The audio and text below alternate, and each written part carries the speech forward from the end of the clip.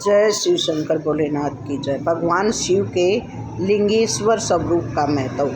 शौनक आदि ऋषियों ने पूछा, सूत जी, जो मनुष्य सुनने, स्मरण करने तथा मनन इन तीनों साधनों को करने में असमर्थ हो, तब उसे ऐसा कौन सा साधन करना चाहिए कि वह संसार के इस भव सागर से पार उतर जाए। सूत जी बोले, शौनक जी, ये तो लोक कल्याण के लिए आपने अति ही उत्तम प्रश्न पूछा है, क्योंकि कलयुग में मनुष्य का मन चारों ओर भटकता रहेगा, अर्थात वह काम, क्रोध, लोभ आदि 6 कर्मों में फंसकर भगवान की भक्ति नहीं कर सकेगा। इसलिए कलयुग के प्राणियों को चाहिए कि वह भगवान शंकर के लिए एवं मूर्ति की स्थापना करके नित्य ही उनकी पूजा अर्चना करें, तो वह संसार रूपी भय सागर से पार हो सकता है। ऐसा करने से ही उसकी आत्मा पवित्र हो जाएगी, क्योंकि प्राचीन काल में कितने ही राजा महाराजाओं एवं ऋषि शिव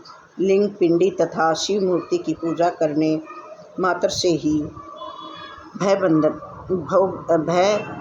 बंधन से मुक्त हो चुके हैं। इतना सुनकर शौनक आदि ऋषियों ने पूछा, सूत जी, मूर्ति में ही सर्वत्र देवताओं की पूजा होती है, लेकिन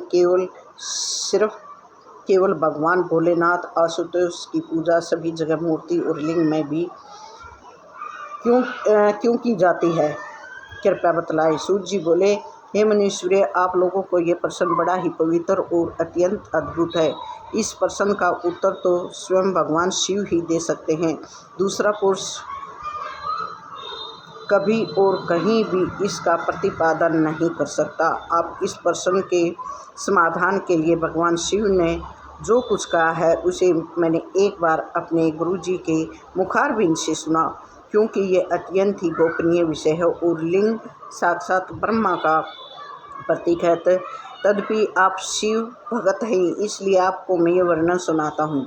देखो, भगवान शिव तो ब्रह्म स्वरूप और निराकार हैं, इसलिए उन्हीं की पूजा लिंग के रूप में भी की जाती है। संपूर्ण वेदों का भी यही सार है। सूत जी कहते हैं, हे मुनियों, प्राचीन काल में सरस्वती नदी के तट पर भगवान तुल्य मेरे परम गुरु व्यास जी भगवान की भक्ति कर रहे थे।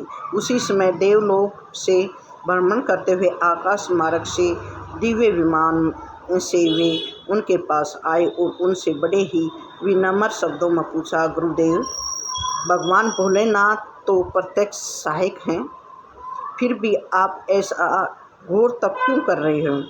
व्यास जी बोले, मेरे प्रिय शिष्य, मैं अपनी मुक्ति के लिए भगवान शिव का तप कर रहा हूँ।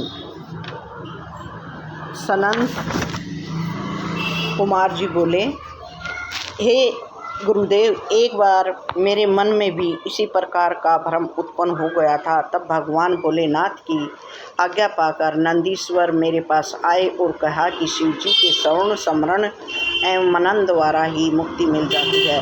तब मेरे मन का भ्रम दूर हुआ, इसलिए मैं गुरुदेव, आप भी ऐसा ही कीजिए। इतना कहकर सनत कुमार जी तो वहाँ से भ्रमण पर निकल पड़े। शौनक जी, देखो, देवों के देव महादेव ब्रह्म स्वरूप, निष्फल लीलाओं रहित तथा काल रहित, इसी कारण इस निष्फल में साकार लिंग को प्रमुख माना गया है। इसलिए लोग शिव के साकार और निराकार दोनों ही रूपों की पूजा करते हैं। प्राचीन समय में ब्रह्मा विष्णु में जब विवाद उत्पन्न हो गया था, तब उन्होंने शिव लिंग में प्रकट होकर दर्शन दिया था। उसी समय से शिव का निष्फल लिंग संसार में पूजनीय हो गया, इसलिए इसके कल्याण और मोक्ष की प्राप्ति होती।